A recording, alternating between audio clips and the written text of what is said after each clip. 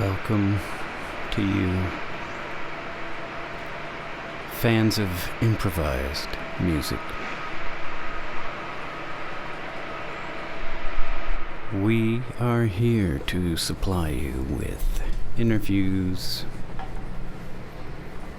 music, thoughts, with improvisers that have played at the Khyber Pass Cafe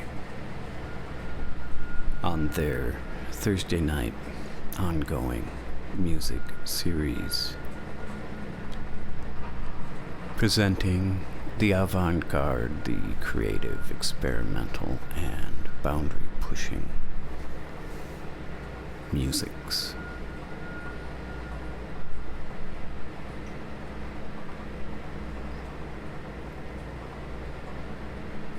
Tonight, we present in conversation and concert Adam Zahller, multi-instrumentalist.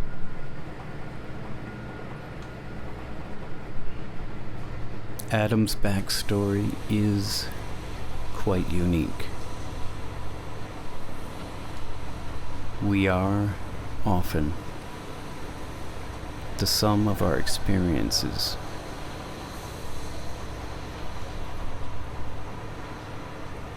Adam's, our singular.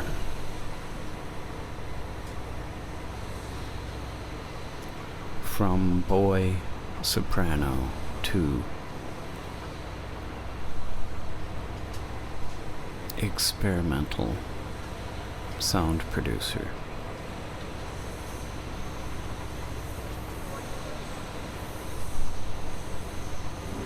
Presented as always by the Khyber Pass Cafe, voted number 1 Middle Eastern restaurant in the Twin Cities. Please stop by for dinner on a Thursday and stay for the music.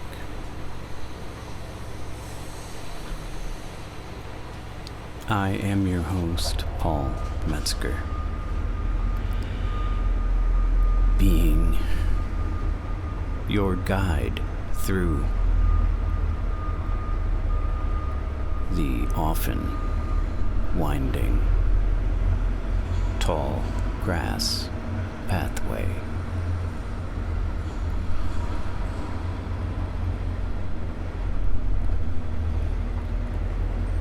What we find together. Those drawn are drawn. Those not are not. It's something that happens by chance, I believe.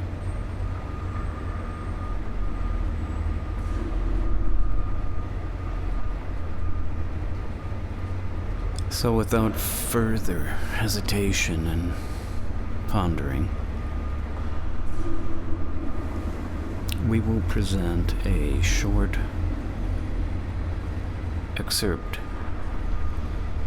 from the solo performance of Adam Zahller on synthesizer and other acoustic instruments, including a keyboard-operated recorder. Following the music, we will step into conversation. Please enjoy and suggest to a like-minded friend that they listen to this podcast. You can find it online or on any of the various aggregators, iTunes, and the like. Thank you always for listening and being interested. And now, Adam Zahller.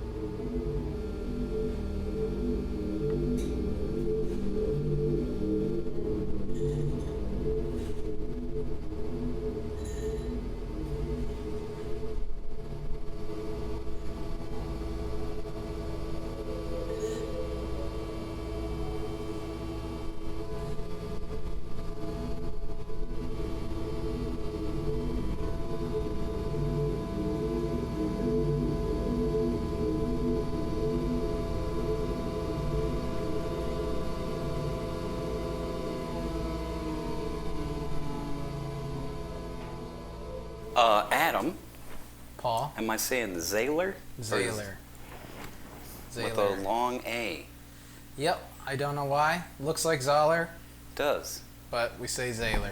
I didn't decide that. I think if I decided, I'd just do Zahller because that'd be more convenient for everyone.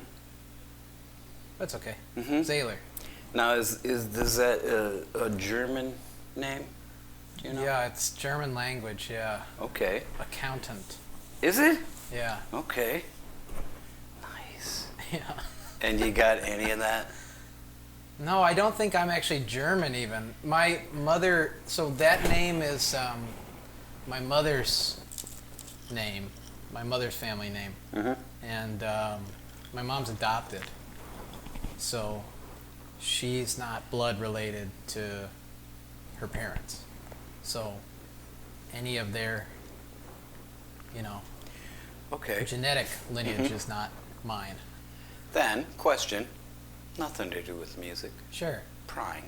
Go ahead. Interesting Yeah. to me. How's a fella end up with his mom's name rather than his dad's in this culture? Yeah. How's that go? Well, I started with my dad's, and I dropped it. So I was Adam Lawrence Zahller Brown. And Okay. Now I'm Adam Lawrence Zahller. Yeah. So you, was it hyphenated? No, Zahller was a middle name. I had two middle names. So I had it legally changed. Dropped my dad's name. Legally? Yeah. All right, man. I had to go to a judge. You Okay. have to put your. I did it right after I finished undergrad. Okay. You have to put your.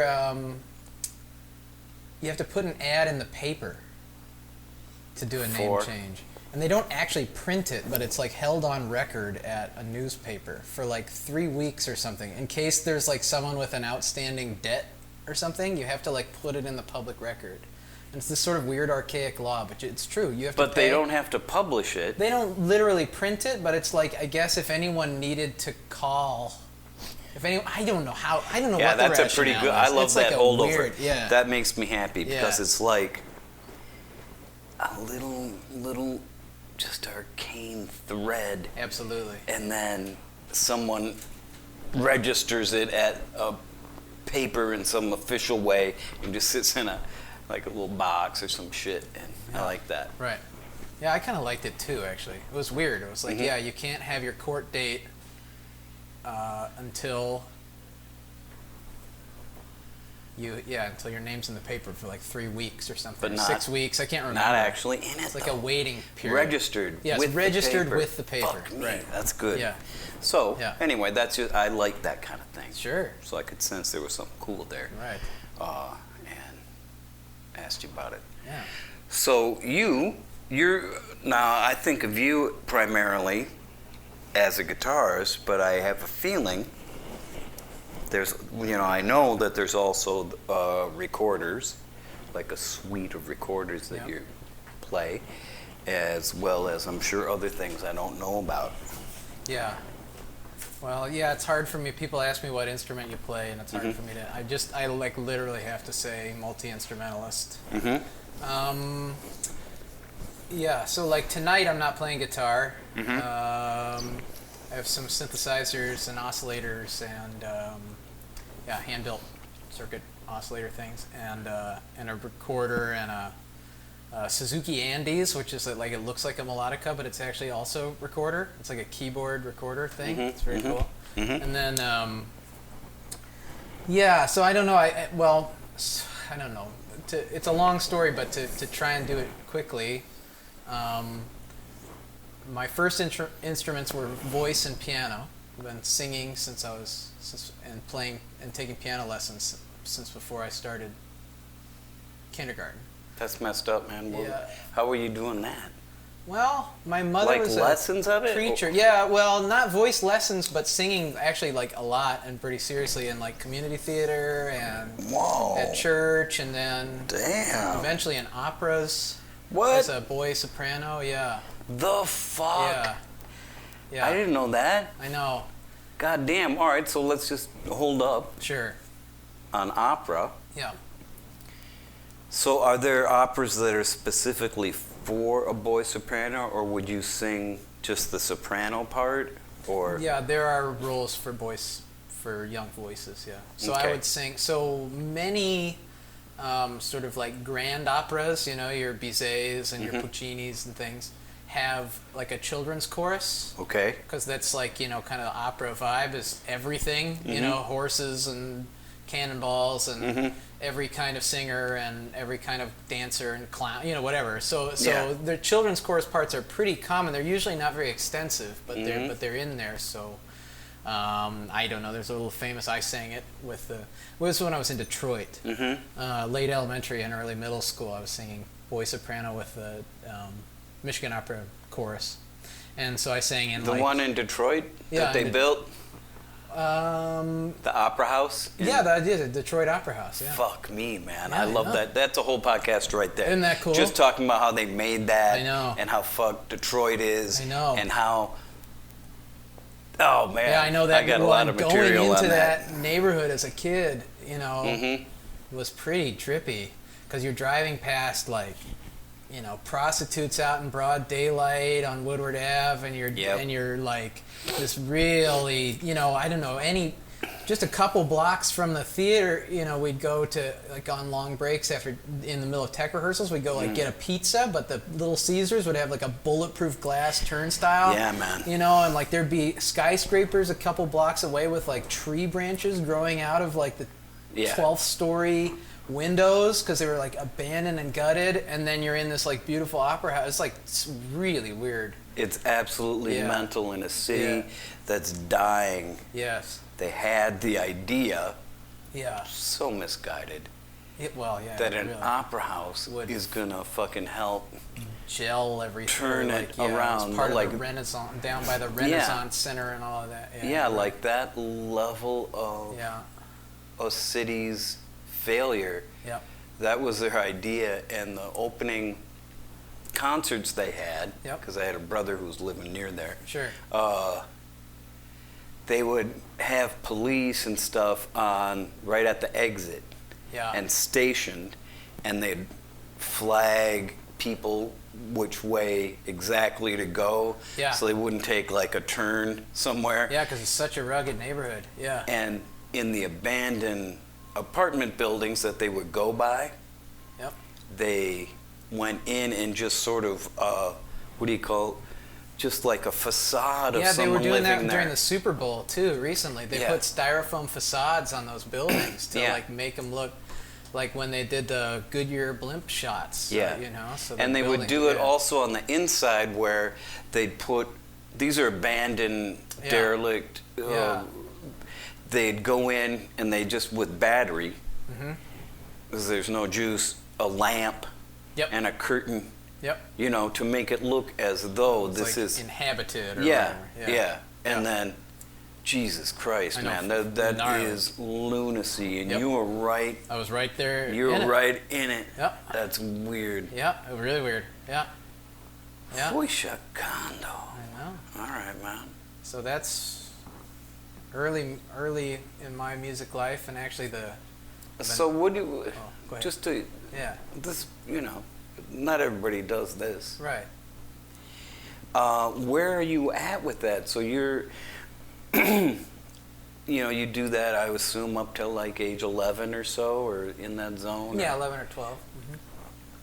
So where are you at with doing it? Like, by the time you're 11 and stuff, you're kind of like more aware that you're doing some weird shit than you are when you're a littler dude. Yeah. Like, how did you process that as doing, like, starting to realize, oh, this is some shit that most kids don't do. Well, I basically knew that right away. Yeah. Actually, I mean, we're gonna do my. I've lived a lot of places and been a lot of places, and in really drastically different, feeling places through my life, in like short bursts. I moved a lot as a child, but anyway, so we had moved from rural northwest Ohio, a town called Findlay. Little town, but it was like a Cooper tire plant town. It was pretty rural there, and that's where I did most of my elementary school. And then late elementary school, we moved to Detroit. And the choir director at my mom's, the church my mother was minister of, was also the chorus director for the Michigan Opera.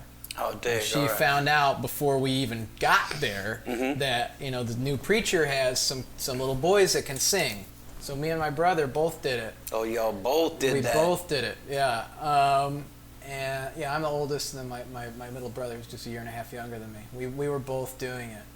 And so before we even literally moved, we had auditioned for her. That's crazy. And then, so my very first day, this is a weird story. It's like, I knew it was strange then, and now I think back, and it's just absolutely bonkers. My very first day of 5th grade at my new school, I had to wear a suit to school, and then I got picked up after like second period in a stretch limousine to sing for a commercial for Ford Motors. No, man. Yeah, we didn't actually end up on the air because they picked Charlotte Church instead. I don't know if you remember her, but she was some kind of semi-famous opera singer, but like with some crossover appeal. But we said we were on like the promo for all the execs. They were doing it with a children's chorus. I dig. And it was there was the new millennium ad campaign for Ford Motors. So I got picked. Come on, man. Yeah, I know. It was wild. So, you know. So you're living inside that mental shit. That's craziness of what music is. Yes. And what a musical expression is. Right. And that's fascinating to be in, to have that be your fucking entree. Yes. Into like, I mean, that was, you know, those were my first gigs. How are you not like in an asylum, man? That's crazy. Well, I figured, because I always figured like a boy soprano, yeah. right? It's just like that train goes to one station. Crazyville? Well, adolescence, you know, and like then your game's over, and then you, like the world's I see what you mean. Most brilliant boy soprano. You just don't get to do that anymore. Yeah, that's true. You and literally so that one runs out, so you got to transition into something else. You don't have that. Yeah, right. Mm-hmm. So it's just like so fucked up and wild. Yeah, you know? It is. So how do you cat over after that then? So let's say you're no longer doing that. You know, eventually. Right. Well, I was playing in the school band, and I had always taken piano lessons. Mm-hmm. I started, just to back up slightly, I took piano lessons also before I started kindergarten, because I was driving my parents, so the story goes, I was driving my parents completely batshit crazy at home, bothering them all the time, busy little kid, and they didn't know what to do with me, so they stuck me in piano lessons with the church organist. And you took to it, or was it a drag? Well, I went through periods. There was a really awful period where I think any other parent, my mom's a little crazy, but kind of in a good way sometimes, and she just was so persistent. It was like she just saw that this is the right thing for Adam to do. So she hung on him. I'm going to ride him and just get through the rough patch. Because there was a patch when I was in, I don't know, second grade or something, when I would just throw a fit before every lesson. Right on. Right when it started getting hard, you know, like it had been, I like took to it like a duck to water, and then, you know, in your little kid brain, you can never be wrong, and everything is easy. And then it was basically the first thing in my life that was ever difficult, and I just fucking objected to that. Yeah, I get that. I still object to shit like that. Right. Oh, wait a minute. The effort is involved here. Yeah, exactly. Let's try a different move. No, I'm not into that. Yeah. I like to look good. Yeah, little Adam doesn't like it. No, I don't like, All right, so you had to push through that shit. Yeah. So, but to get back to how I got out of boy sopranoing, I had piano already, and somewhere in the middle of boy sopranoing, I had also started the trumpet at school. So, and I think by the tail end of boy sopranoing, I was also playing bass in the school jazz band. I'm not sure on the whole chronology of all of this, but at my middle school, so maybe I hadn't quite started playing bass yet, but shortly thereafter I started playing bass. So you just dipped into shit, like... Yes. You saw, like, upright, and you're like, yeah, I want to get that going. Well, I was playing an electric bass, but yeah. Okay. Yeah. And then, trumpet. Trumpet, yeah. Yeah, man. All right, Yeah. you're freaky. Right. So let's kind of, because I can tell there's too much... there are way too many reticulations, man. You're doing all kinds of... Right. So let's just zinc it up. Okay, sure. To, let's say you're 18, then what are you doing? Yeah. Well, 18, yeah, that's kind of eliding a lot of stuff, but that's fine. It's kind of what, a lot of stuff? Eliding. I don't know, eliding. Like skipping over. Oh, yeah. Well, okay, 18, I was kind of like wanting to be a rock star. Right. Playing. Yeah, I was very influenced by hardcore punk and sort of like what I thought of. Okay, so we really should go. I don't know if I don't care. We can talk about whatever you want to, but I'd be remiss if I didn't mention something between Boy Soprano and 18, which is my friend Bill Brovold. I don't know if you've heard of this guy. No, but I haven't heard of. He's so much. Detroit. He was a Detroit. Well, he started in Reese Chatham's band in New York. All right. Lower, downtown scene in the late 70s. And then I think he was from Detroit. I get his story wrong, but anyway, I met him in Detroit. I was friends with his son. And but Bill, his son Thor, and his band, he had a band called Larval. They put some stuff out on Zodic, John Zorn's label, and he put out a solo record or two on John Zorn's label as well. He had a relationship with Zorn. And this was like some cat you're rolling with a little bit, or? Yeah, well, his son was my age, and Bill's old enough to be my dad, of course. Okay. But we'd go to his studio, because his son was a bass player and I was playing guitar by that point. This is when like early high school, late middle school, early high school. Yeah. And we would go jam, and he's, it's like, it's the place we could go play loud. Yep. But it was Bill's studio, and Bill's also a painter, and he led this cool band Larval that they played really loud, kind of like art rock with violins and saxophones, and they were his compositions. So he's the first person I ever met that was a self-proclaimed, artist and musician, artist and composer, and whatever. And I just thought he was the coolest guy I'd ever met in my life. Right on. So that was in Detroit, and then we moved again and moved to Nebraska, and where there's a lot less of that kind of, or that kind of thing wasn't presenting itself to me, I'll say. And so you're killing me. I just kept in Nebraska. I know. Yeah, all right. So, but I kept the ideal of Larval and Bill's band and everything kind of in my mind. Okay. And I had been really into punk rock, and I'd been really into any kind of whatever I thought of as experimental rock or something as a kid. So bands like Primus and Mr. Bungle and the Naked City records, John Zorn stuff and all of that kind of thing. I was pretty, and I was still taking piano lessons. There's too many strands. I never picked a lane. So when I was 18, let's just pretend you did. Sure. The rock star vein. Okay. So you're interested in art rock star in a way. It sounds like. Right. I didn't want to be so cool. I wanted to be cool, weird. Yeah. And then so you get into that, and in that era, guitar was a huge part of what was happening. Yeah. So I had a little rock power trio. We gigged in Lincoln. There was a club called Knickerbockers that's now been torn down because of a fire, but they would do all ages shows, and we had a little bit of a reputation in Lincoln because we were a pretty good little rock trio. So that's what you're doing mostly live? Did you guys record or do? We did. We recorded a record too. Yeah, we recorded a record, and it's out. And what was? Well, it's. I mean, I think you'd have to get it through me now. Yeah, that's all right. What was the name of the combo? Skink. Skink. Yeah. Look at you. God damn. Yeah.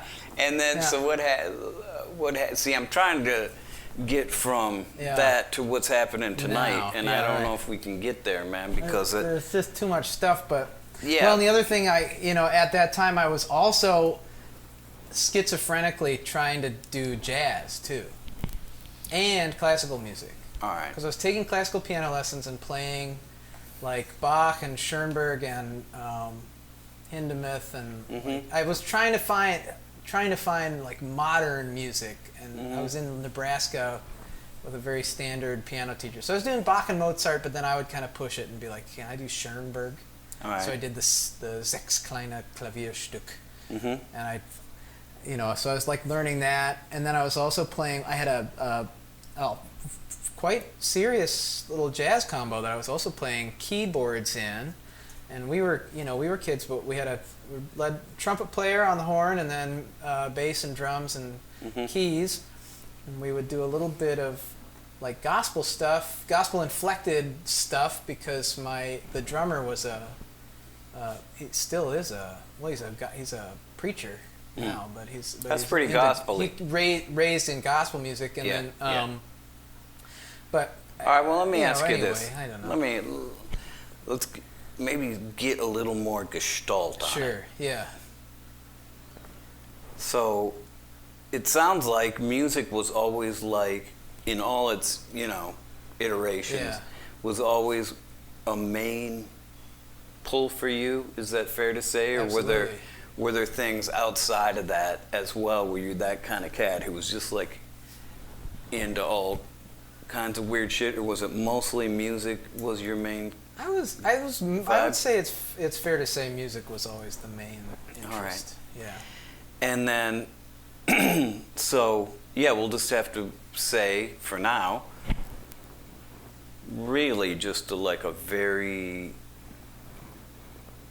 just scattershot. Yeah, that's my whole thing. Is like wide. Yeah, that's definitely like that. Yeah. So what is sometimes thought of as or at least what I think of as great about that is that it's sort of like unbridled sort of expression without needing to put any shunts in place, which I think is really good for the psyche and the creative process. And then some people say, especially in academics, in the academic arts, of like specialization or concentration is a sign of somehow maturity or something. Right. Like, do one thing. Right.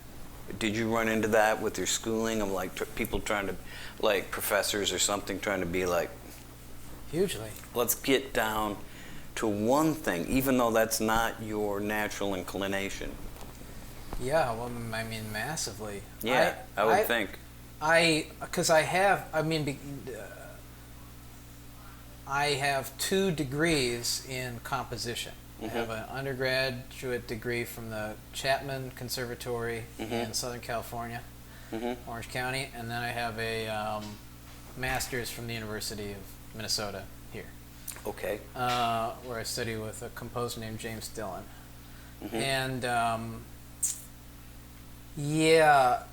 well, I mean, especially in undergrad and the process of like applying to undergrad, it smacked me in the face. Like, I thought I was like, well, and now I know in a certain way I was like in great shape because I had so many reference points. As if, man. Yeah. They want to, I'm not speaking for all of academia, but it is a big pressure to narrow it the fuck down. Prune your tree. And I'm not sure that is the correct advice for someone like you. It could be for someone who is lost. Right. Which sounds like you were not lost. No. And it's a little bit like whatever kind of peg in another kind of hole, Yeah. It sounds like, and that's unfortunate how they do it like that sometimes to cats. But then after that, it seems to me, correct me if I'm wrong, but I don't think I am, that that you have at least what little I know of your work is it still you come off as having a lot of musical interests. Like that didn't take on you. You didn't become like, oh, I'm a neo fucking whatever, you know, composer or something on this instrument. You kept your I keep wide the breadth palette. there. Right. You didn't narrow your palette down at all. No. Or did you? I don't. Well, somewhat I did. I mean, I dropped the kind of. I mean, I don't know. The stuff. So we were talking about the stuff I was working on when I was 18. Yeah. You know, I eventually dropped off the kind of like, you know, you literally can't excel in jazz and classical and like rock music all three at the same time because they're all such specific languages. So, you know, I dropped the kind of like seriously trying to, you know, do dinner gigs in a jazz combo and like seriously trying to do piano recitals and seriously trying to do, you know, playing rock gigs too. But all of that's. But I didn't drop it out completely. Right. All of those languages are kind of. They're a little more synthesized and mellowed into to a kind of. The things I do now are a little bit more on what feels like a continuum to me, where it's all kind of always feels like my work instead of like trying to play X or Y or Z style at a certain time. I hear you, man. But yeah, I didn't really throw anything out. Yeah. Dig. Right. Yeah. But you just maybe Yeah. you're realizing you can't go all in on 4 different things. Exactly. And yeah, I can dig it. So that's more organic to you. Yeah. And just pragmatism of life energy and shit like that. Yeah. So then that brings us to this evening. You performed solo on what you were mentioning, a group of oscillators and synthesizers, as well as something that's a recorder with a keyboard stuff. built in it. That's right. mental. Yeah. And so I'm excited to hear that. I feel like we didn't cover your shit at all in this conversation. No, you know, to be frank. Yeah, well. I mean, what the hell, man? So maybe another time, but because the boys choir shit gets to me. Yeah. And that whole repertoire and what that is, and yeah, it's very interesting. All right, so you're a cat. Here I am. Yeah, and so thank you for spending a minute or two. I You're leave very you with welcome. about 30 seconds Oh, till it's time to play. Yeah, that's, okay. Well, that's all. You're welcome. That's all. Enjoy I it. Yeah. Thanks, man.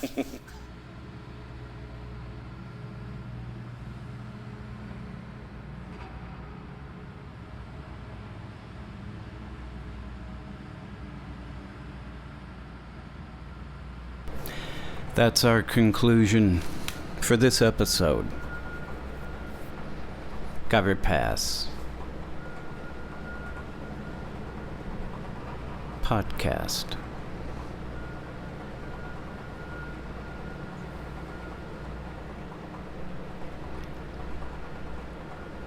I hope you could dig Adam Zahller and his story, his past, development, present, and future.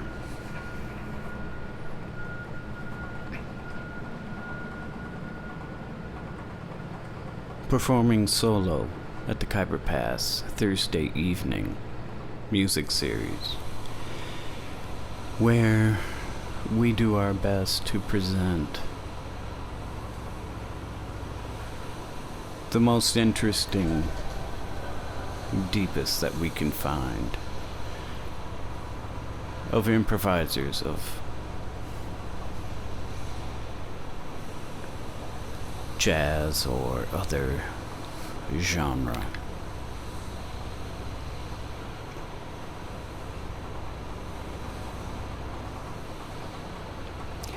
Until next time, this is your host, Paul Metzger.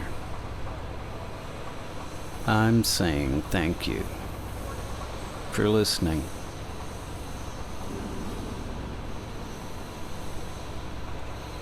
The journey continues next week.